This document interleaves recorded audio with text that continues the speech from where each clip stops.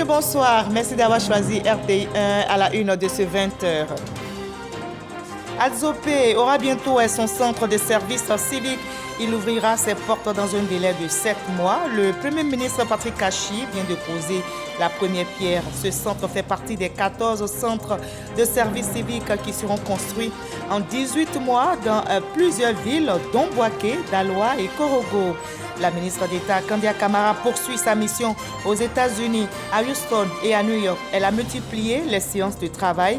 Kandia Camara a signé plusieurs contrats de partenariat dans le domaine de la formation et de l'emploi des jeunes. Ce partenariat augure de belles perspectives au profit de la jeunesse d'Abobo. Le contrôle de l'action gouvernementale par le Parlement se renforce. La Chambre haute du Parlement démarre la phase 2 des visites d'infrastructures. 25 sénateurs étaient sur le terrain. Ils ont visité, entre autres, l'autoroute Bouaké-Tiebissou et le futur CHR de Katiola. Et dans le dossier VDC de ce 20h, nous ferons une immersion au centre de services civiques de Bouaké qui a ouvert ses portes en mars dernier. C'est un cadre de formation et de resocialisation des jeunes. Nos reporters sont allés à la rencontre des 500 pensionnaires pour nous imprégner de leur quotidien et de leurs activités. Soyez les bienvenus sur RTI 1. Adzopé, dans la région de la Mé, aura bientôt son centre de service civique et il ouvrira ses portes dans un délai de 7 mois. Le Premier ministre Patrick Kachi vient de poser justement la première pierre et ce centre fait partie des 14 centres de service civique qui seront construits en 18 mois dans plusieurs villes, dont Bouaké, Daloa et Korogo, nous rapporte Franck Quadio. Après Bouaké et Daloa, bientôt un centre de service civique à Adzopé et alentour. Ce geste symbolique du Premier ministre Patrick Kachi illustre bien la volonté du gouvernement d'achever le projet de construction de 14 centres dédiés au service civique à travers la Côte d'Ivoire. Construit sur 5 hectares, ce centre va accueillir 500 pensionnaires et le plan de masse prévoit des salles de cours dédiées à plusieurs modules techniques, mais aussi à l'agriculture.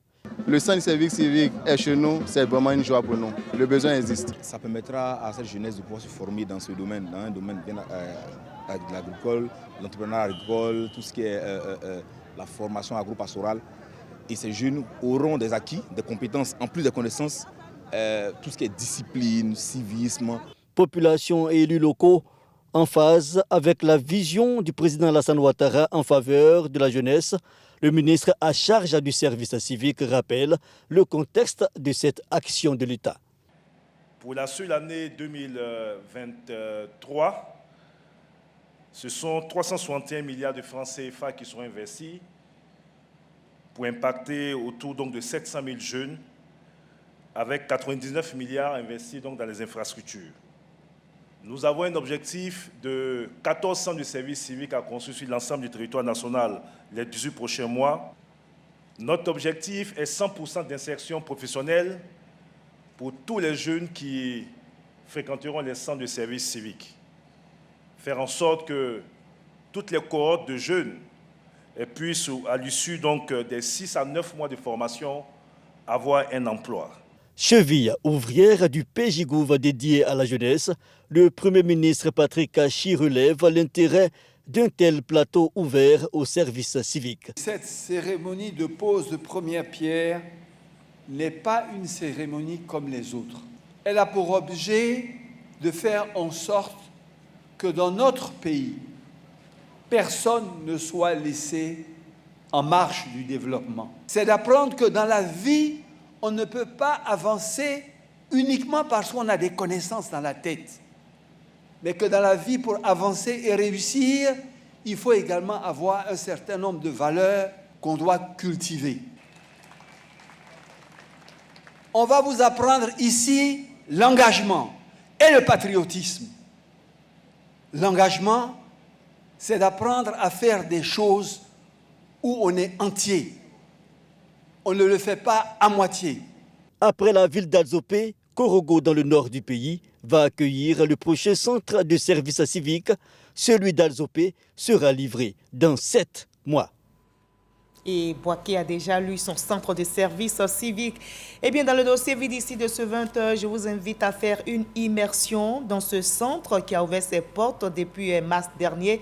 C'est un cadre de formation et de resocialisation des jeunes.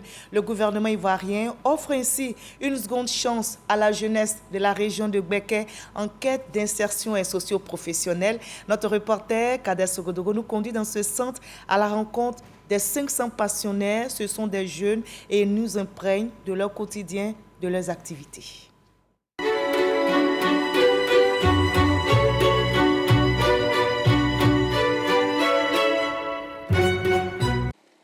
Centre de service civique de Boaké, ici au quartier Kennedy. L'horloge affiche 7h00. C'est l'heure du salut aux couleurs pour les pensionnaires de ce centre.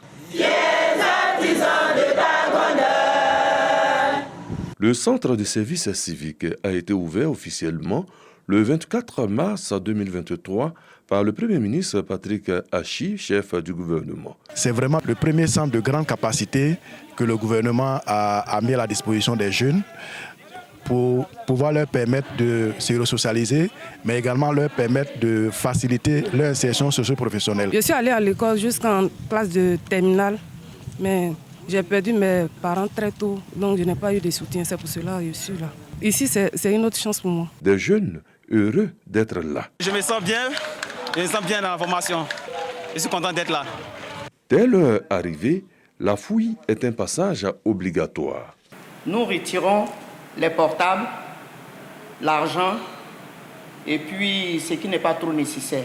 Tout est mis gratuitement à la disposition des pensionnaires. On leur donne les corvées, les maillots, les chaussures, les serviettes, les éponges.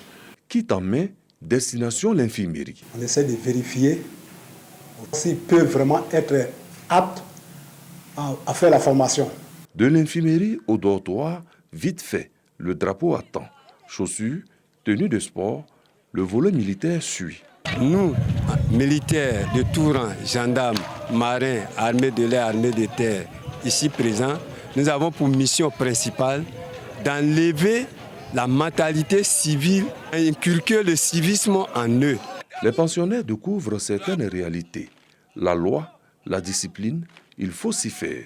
Bon, arrivé ici, je me suis rendu compte qu'on devait se coiffer et j'ai défait mes cheveux. C'est l'une de mes camarades qui m'a coiffé sur place. Aucune condition pour intégrer le centre. Pour ceux qui ne sont jamais allés à l'école, des cours d'alphabétisation pour la mise à niveau. Ils vont apprendre à écrire et à lire avant toute chose. Et ceux qui n'ont même pas de niveau du tout, on les prend, ils constituent un groupe. Et le deuxième groupe, c'est ceux qui ont quand même un certain niveau. La resocialisation, une réalité. Le service civique, pour être des hommes et des femmes, des valeurs pour la nation. Quand on a travaillé pendant 2 mois sur le savoir-être, il faut travailler également sur le savoir-faire. Et donc, selon les métiers de leur choix, ces jeunes-là auront des formations. Pour ceux qui auront choisi la mécanique, ils feront de la mécanique. Ceux qui auront choisi les métiers du bâtiment feront ces métiers-là. Ici, tout est prévu. On brûle des calories, mais on en prend également avec un menu bien adapté, avec des repas sains. Cette première cohorte de 500 pensionnaires fera 6 mois au centre. L'objectif du gouvernement, à travers le ministère de la Promotion de la Jeunesse, de l'Insertion professionnelle et du service civique, est de passer à 14 centres à travers tout le pays. Voilà, c'était l'immersion au centre de service civique de Boaké dans la région de Gbeke, un sujet de Kader Sogodogo. La ministre d'État, Kandia Camara, poursuit sa mission aux États-Unis. À Houston et à New York, elle a multiplié les séances de travail. Kandia Camara, vous allez le voir, signer plusieurs contrats de partenariat dans les domaines de la formation et de l'emploi des jeunes. Et ce partenariat augure des retombées positives au profit de la jeunesse d'Abobo. Et Rigoré est notre envoyé spécial aux États-Unis. Bientôt, un centre d'incubation dans le domaine de la technologie et de la technique spécialisée dans la formation et l'emploi des jeunes va voir le jour à Abidjan, dans la commune d'Abobo. Pour la réalisation à court terme de ce projet intelligent et innovant, le maire d'Abobo s'active. Kandia Camara rêve grand pour sa commune.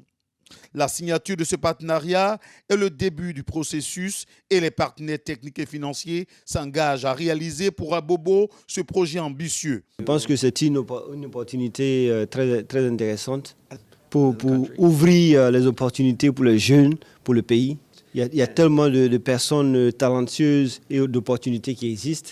Et nous sommes heureux de contribuer donc à faire avancer cela pour accélérer donc leur réussite. Kandia Camara entend jouer sa partition dans le projet du gouvernement en faveur des jeunes. L'année 2023, c'est l'année de la jeunesse. Donc, ce sont des opportunités pour les jeunes Ivoiriens de pouvoir avoir des qualifications pour aller sur le marché du travail. Donc, avec ce programme, nous aurons beaucoup de jeunes Ivoiriens, beaucoup de jeunes d'Abobo se voir formés, surtout qualitativement, et puis évidemment, soit aller en entreprise, travailler dans des usines, dans des entreprises, ou alors faire de l'auto-emploi, surtout dans le cadre de l'entrepreneuriat. Kandia Camara a également visité l'un des plus grands centres médicaux du monde, TMC. Ce sont 10 millions de patients qui sont réussis ici chaque année et avec de très bons résultats au niveau de la guérison. Donc nous sommes venus nous imprégner de leur expérience. Vous savez que le président de la République, son Excellence, M. Alassane Ouattara, est en train de faire construire le plus grand hôpital de Côte d'Ivoire, le plus grand CHU à Abobo. Donc nous avons profité de notre séjour ici à Houston pour visiter le centre médical de Texas. Vous voyez ici, ce sont des équipements de dernière génération et donc cela pourrait permettre à notre CHU d'apporter la guérison à beaucoup d'Ivoiriens. Et ce centre de santé d'Abobo est prévu aussi pour accueillir des malades venant de la sous-région. Une université qui forme et qui appuie les États dans le domaine de l'agriculture est aussi passée au peigne fin par Madame le maire d'Abobo. Et loin des États-Unis, ici en Côte d'Ivoire, le Sénat s'active sur le terrain. Le contrôle de l'action gouvernementale par le Parlement se renforce et la Chambre haute de notre Parlement démarre la phase 2 des visites d'infrastructures. 25 sénateurs sont sur le terrain. Ils ont visité, entre autres, l'autoroute Bouaké-Tiébissou et le futur CHR de Katiola. C'est à bord d'un bus de la Sotra que la délégation de sénateurs arrive au kilomètre zéro du prolongement de l'autoroute Tiébissou-Bouaké. Première étape de la phase 2 des visites d'infrastructures de l'État de Côte d'Ivoire. Une mission qui se situe dans le cadre du contrôle de l'action gouvernementale. Ces visites des grands chantiers et infrastructures par les sénateurs permettront de mieux apprécier l'action du gouvernement et de formuler des recommandations au vu de ce qui a été observé.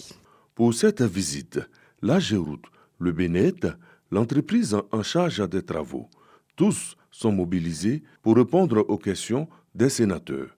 Souvent le goudron s'affaisse pour avoir une détérioration. Qui prend ça en charge? Ça rentre dans le coût, bien c'est encore des nouvelles dépenses à engendrer. Dès que l'ouvrage est réceptionné, il relève du domaine de l'État. Et donc, c'est la Géroute et le ministère qui s'occupent de l'entretien courant. Péage, différents compartiments de l'autoroute sont passés au peigne fin. Après Tiébissou et Bouaké, Katiola, avec le CHR en construction. Par rapport à l'ancien, cet hôpital a une capacité de 90 lits, tous services confondus. Coup d'œil, le regard, la conformité, le Sénat est en action. Je suis ravie et je ne peux que féliciter le concepteur, l'architecte qu'est le président de la République, son Excellence, M. Alassane Ouattara. Deuxième et dernière étape de cette phase 2, Korogo, avec l'université, l'école de police et le stade Amadou Gon Coulibaly. Regard du Sénat sur ces actions du gouvernement. Voilà, et le développement est en marche dans notre pays, la Côte d'Ivoire. Le président du Conseil économique, social, environnemental et culturel, Eugène Akaouele, est en Jordanie, c'est au Moyen-Orient. Il participe au 4e Forum international des entreprises francophones et c'est dans le cadre de l'Union des conseils économiques et sociaux et institutions similaires francophones dont il est le premier vice-président. On en sait plus avec notre reporter Didier Nguisson.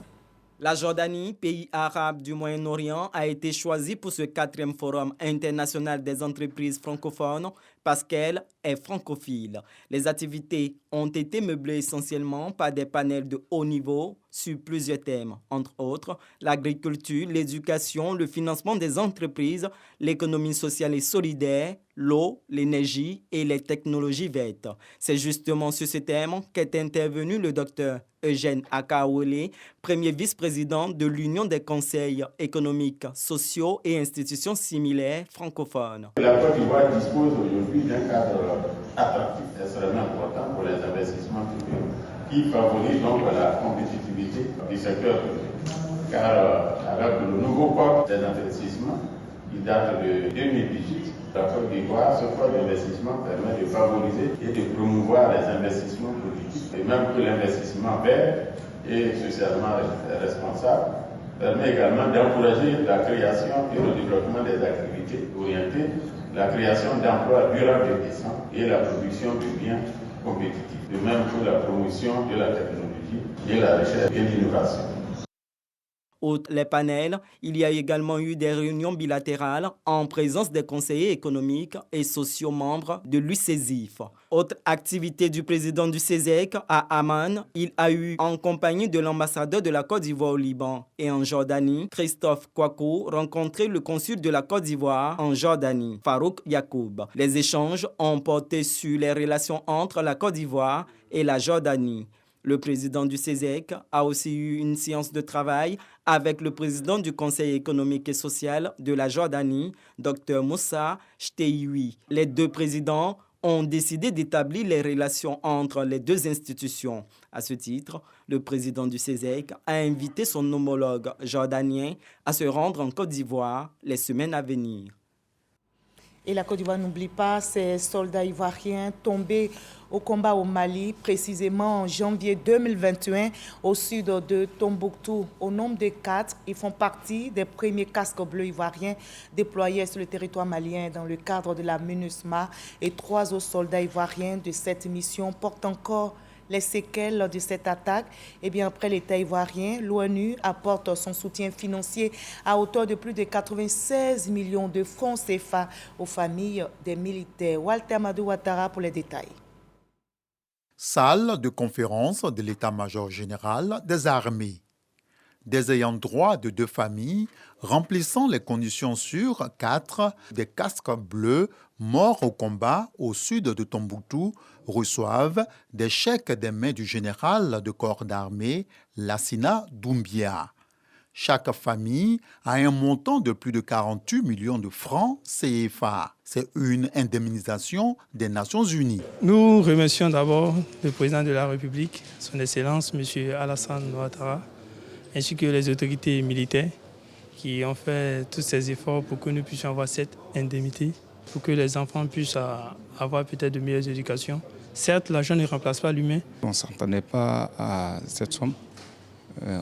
Il y a la famille, la grande famille qui est là, il faut départager. Et puis il y a le fils qui est un neveu qui est à l'université et tout ça. Le chef d'état-major général des armées rappelle le sens élevé de la mission des soldats tombés au combat.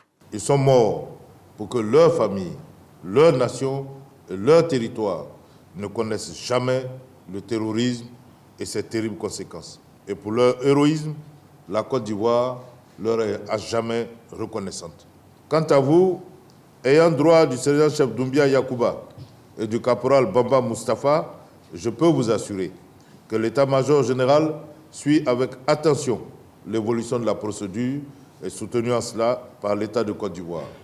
Et vous serez indemnisés, totalement indemnisés. Notons que ces casques bleus ivoiriens étaient déployés pour le compte de la MINUSMA, mission multidimensionnelle intégrée des Nations Unies.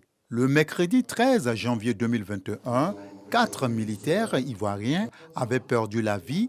3 autres portent à jamais les séquelles de cette attaque.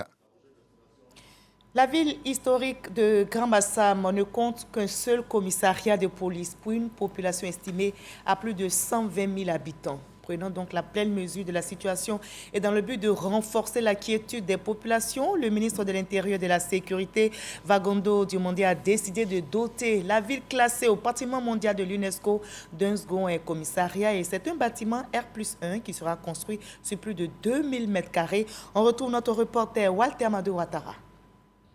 Quartier Mokéville de Grand Bassam. Bientôt sur ce site de 2021 m² sera bâti un commissariat de police de 19 bureaux. Cette nouvelle infrastructure qui sortira de terre dans quelques mois vient combler une attente forte des populations de Mokéville et de Modeste. Elle permettra également de renforcer la mise en œuvre du concept de police de proximité, dont le bien fondé n'est plus à démontrer, particulièrement dans une ville qui a été marquée par un attentat terroriste et qui demeure une destination touristique prisée.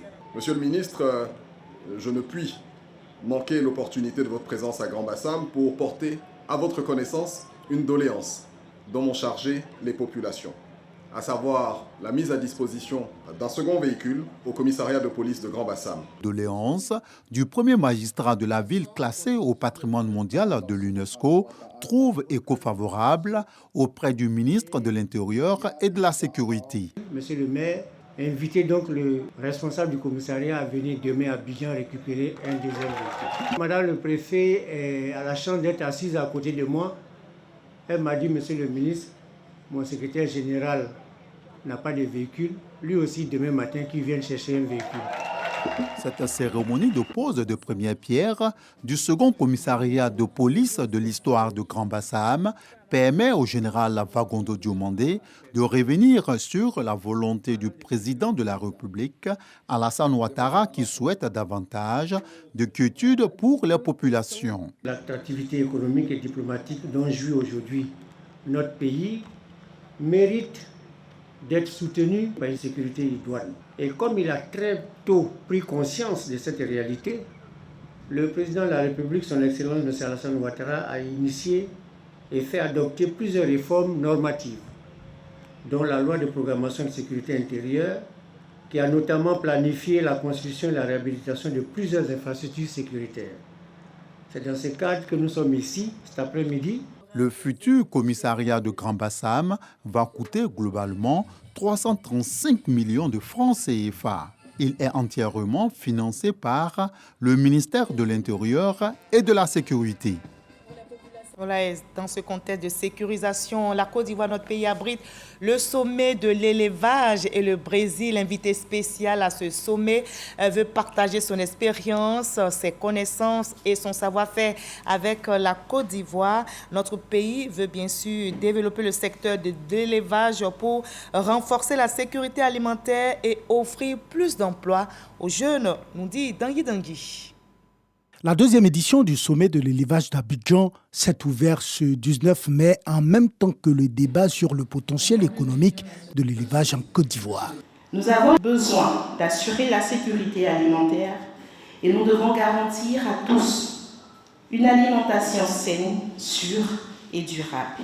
Au nombre des invités spéciaux de cette édition de ce rendez-vous annuel sur l'élevage, le Brésil, un pays ami qui veut partager ses expériences, ses connaissances et savoir-faire avec la Côte d'Ivoire. L'importance du secteur bovin du Brésil ne réside pas uniquement dans sa quantité impressionnante.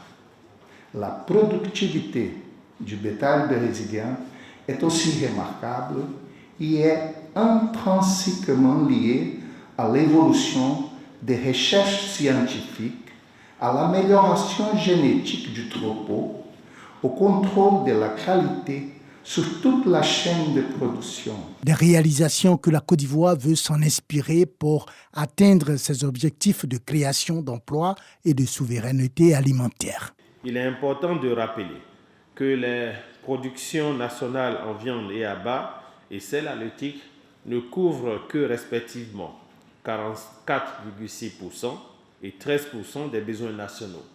Ce constat nous rappelle donc les opportunités énormes et les possibilités qui peuvent être saisies par les jeunes dans le secteur de la production animale et des ressources halieutiques.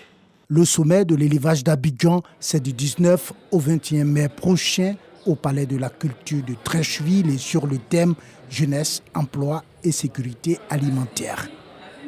Et en marge de cette activité, la Côte d'Ivoire et le Maroc ont signé une convention. C'est un accord cadre entre la région du Tonkpi et la région de Dakhla, une région marocaine. L'objectif est de renforcer les liens d'amitié entre les deux pays, la Côte d'Ivoire et le Maroc, mais aussi de contribuer au développement des deux régions ivoiriennes et marocaines. Godfrey Okambawa. Abdallah Mabritouakeus, président du conseil régional du Tonkpi, et Nyaha El Katat, président du conseil régional de Dakhla Oued El Dahab du Maroc, signent une convention d'accord cadre de coopération entre les deux régions. Cette convention vise plusieurs secteurs, l'éducation, la santé, la culture, le tourisme et la transformation des matières premières. Pour la partie marocaine, ce partenariat est l'expression de la bonne coopération entre la Côte d'Ivoire et le Maroc. Aujourd'hui, Dakhla est un pôle de formation par la qualité de ses produits, secteurs qui peuvent lier nos deux régions dans un cadre d'échange d'expériences, mais aussi dans un cadre d'investissement mutuel qui prend en considération, basé sur le principe gagnant-gagnant et au bénéfice des populations. Pour son homologue de la Côte d'Ivoire, cette signature de convention cadre vient contribuer au développement des deux régions. Si nous en sommes à la signature de l'accord cadre de coopération entre nos deux régions, c'est vous le premier initiateur. Nous devons faire en sorte que nos secteurs privés s'intéressent un peu à ce que nous avons et qu'il y ait une coopération entre ces secteurs, en particulier au niveau du Tonkpi, où nous avons des attentes, notamment bénéficier de l'expérience du Maroc en matière de développement agricole, mais aussi et surtout de transformation de matières premières agricoles pour que la croissance économique se ressente chez les plus démunis comme chez les plus nantis. 20 personnalités en provenance de cette partie du Maroc ont assisté à cette signature de convention. La région de Dakhla Oued El Dahab est la plus vaste région du Maroc. Elle est située dans la partie australe du pays. Et Abidjan, la capitale économique ivoirienne, accueille les institutions de prévoyance sociale et les experts du secteur. Ils participent au Forum régional de la sécurité sociale pour l'Afrique. C'est une tribune d'échange et de collaboration en vue de partager les bonnes pratiques en matière de sécurité sociale. La Côte d'Ivoire, le Maroc et la RDC conjuguent leurs efforts en faveur des assurés sociaux. Explication détaillée avec Serge Collier.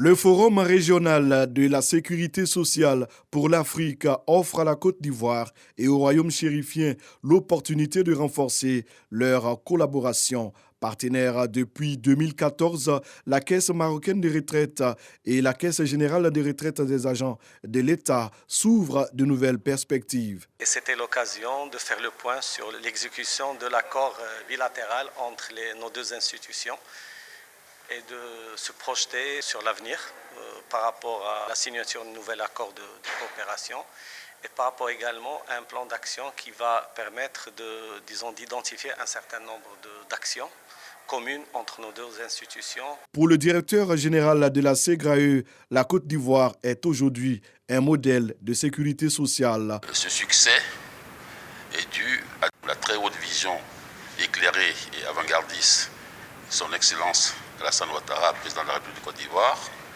qui a permis de faire attendre avec efficacité des réformes réussies, qui ont permis de rétablir l'équilibre financier de nos caisses et de les mettre dans une dynamique d'amélioration continue. Il y a également un facteur déterminant qui est le capital humain.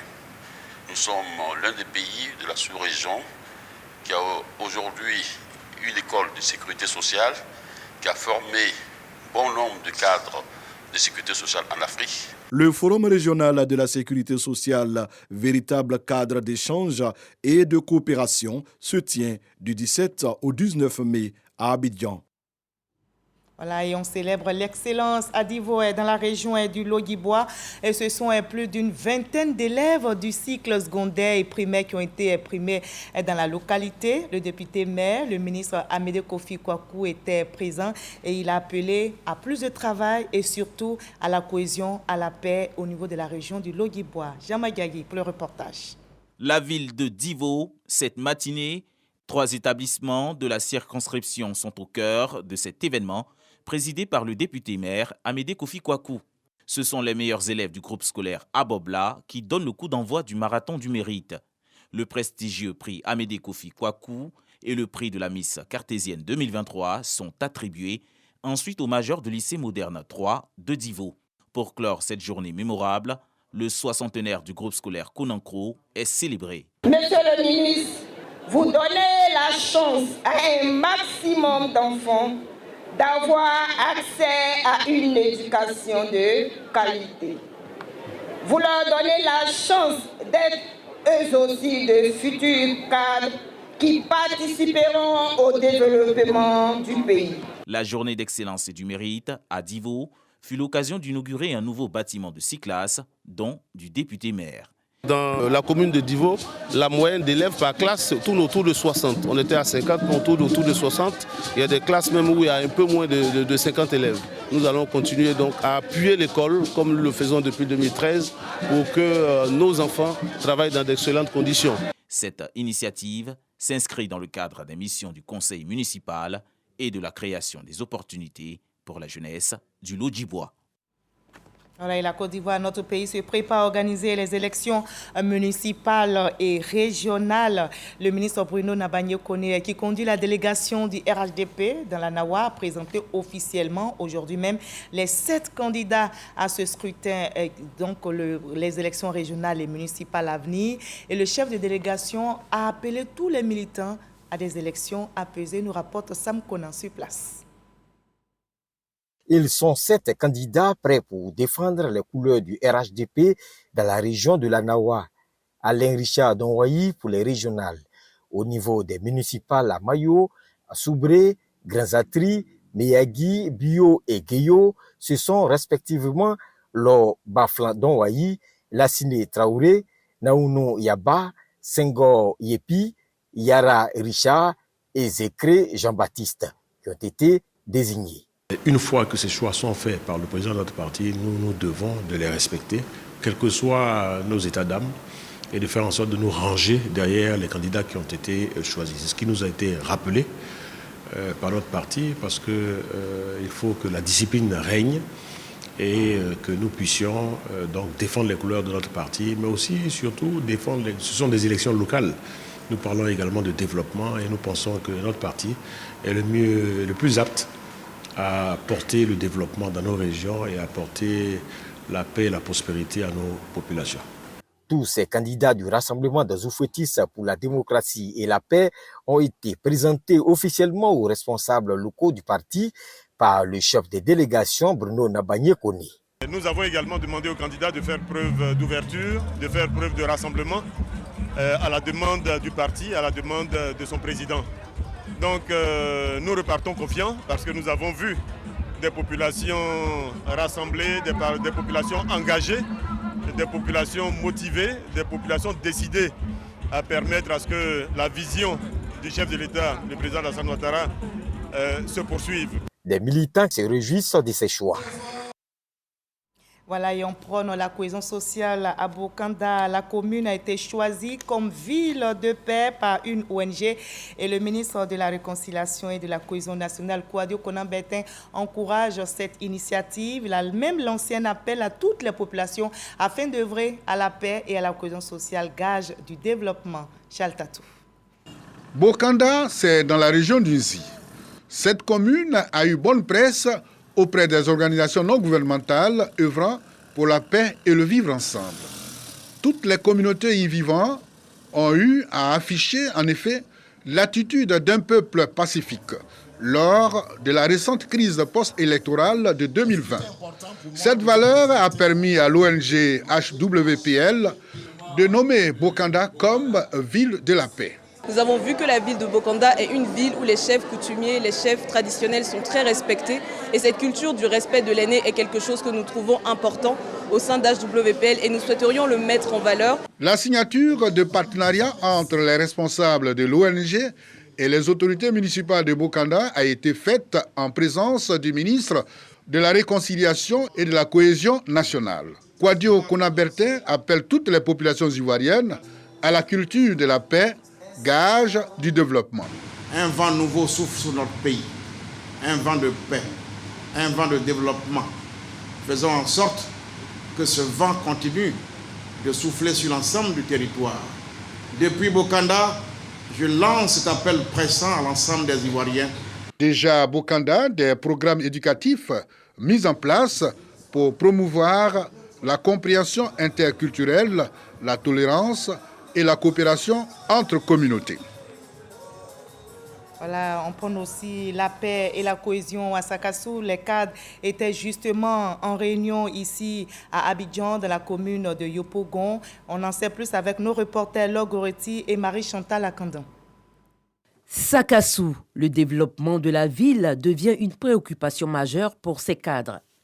Une réunion les a regroupés. L'objectif, établir une stratégie visant à accélérer le développement de leur région. Emmanuel Aoutou Kofi a insisté sur l'importance de l'union et de la cohésion sociale pour parvenir à cette ambition commune. Aujourd'hui, nous nous sommes retrouvés entre ressortissants de Sakassou, mais cela a été un prétexte pour parler de développement. Et nous avons fait un bref bilan de ce que Sakassou a eu. Nous avons bénéficié du programme social du gouvernement dans le domaine de la santé, dans le domaine de l'éducation. Et c'est exceptionnel que le programme de développement du président de la République, une Côte d'Ivoire solidaire, profite à Sakassou. Conscient des défis qui les attendent, Emmanuel Aoutou Kofi a souligné l'importance de mettre en place des initiatives concrètes afin de renforcer les capacités locales et d'élaborer des programmes de développement durable. Si une collectivité comme une mairie est une structure de développement, alors elle doit être animée par des acteurs qui ont fait leurs preuves. Il s'agit d'un conseil municipal qui va faire en sorte que le progrès soit continu à Sakassou. Et il s'agit, ce faisant, de faire en sorte que nos jeunes, nos femmes, aient des perspectives au niveau d'emploi à Sakassou, leur lieu de résidence. Et on termine par cette bonne nouvelle. Le médecin australien de 88 ans, Kenneth Elliott, enlevé par des djihadistes au Burkina Faso il y a 7 ans, a été libéré. L'annonce a été faite la nuit dernière par les autorités australiennes. Le médecin avait été enlevé avec sa femme le 15 janvier 2016 au Burkina Faso par le groupe djihadiste en Sardine lié à Al-Qaïda au Maghreb islamique. Son épouse avait rapidement recouvré la liberté et Kenneth Elliott, lui, a attendu 7 ans. Il a retrouvé sa terre natale hier jeudi. Et c'est la fin de ce 20h. Merci à vous tous de nous avoir suivis. Demain 20h, vous avez rendez-vous avec Kolo Koulibaly. Merci et très belle soirée. Je vous dis à très bientôt.